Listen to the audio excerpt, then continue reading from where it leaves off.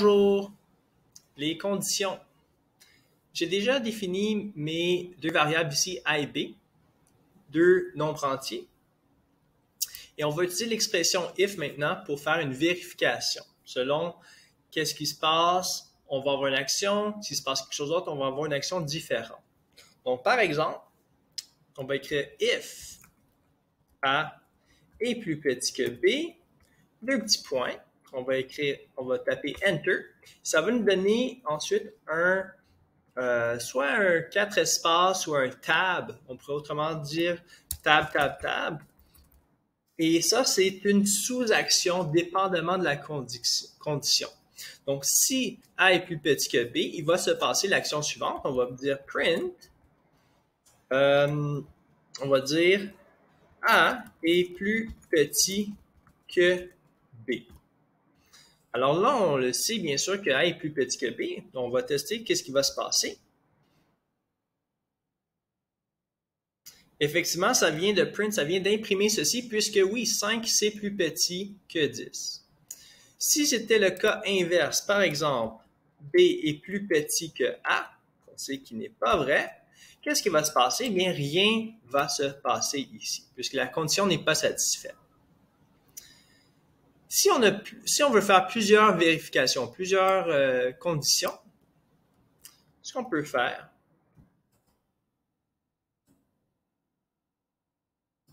on peut ajouter des conditions if.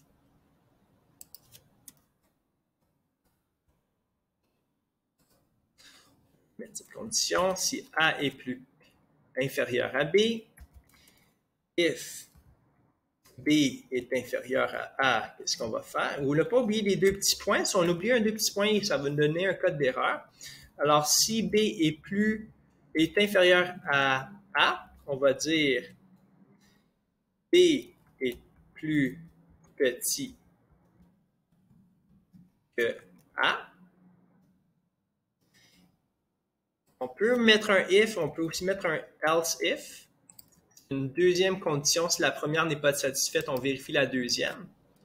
Et puis finalement, si ce n'est pas un cas ni le deuxième cas, bien on a une dernière situation else. Si c'est ni un ni l'autre, alors qu'est-ce qu'on va écrire? On va dire print, bien sûr, si c'est pas plus petit, strictement plus petit, ni strictement plus grand, on va dire alors qu'ils doivent être pareils.